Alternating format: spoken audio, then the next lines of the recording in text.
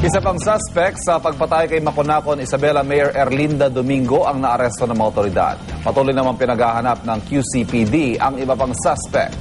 Narito ang unang ronda ni Oscar Oida.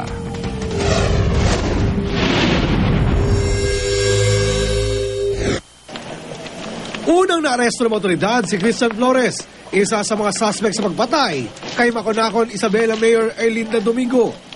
Agad umano siyang naturo ng ilang saksi sa isang construction site di kalayuan sa pinangyarihan ng mga maslang.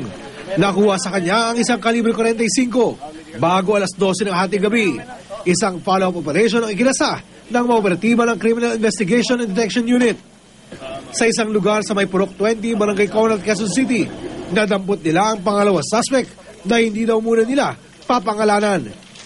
Iginusumo na siya ng unang nahuling suspect. Bandang alas 4 ng madaling araw, binakapan naman ng mga taga-SWAT ang mga operatiba ng SIDO sa pagsuyod sa lugar na ito sa may Barangay Kulyat. Base sa kanila nakuha impormasyon, naroon daw ang iba pang suspect sa pagmaslang.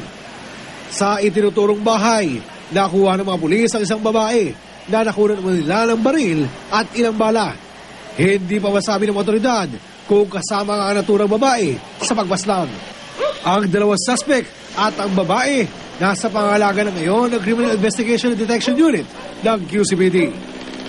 Ito na balita sa Quezon City, Oscar Oida reporting.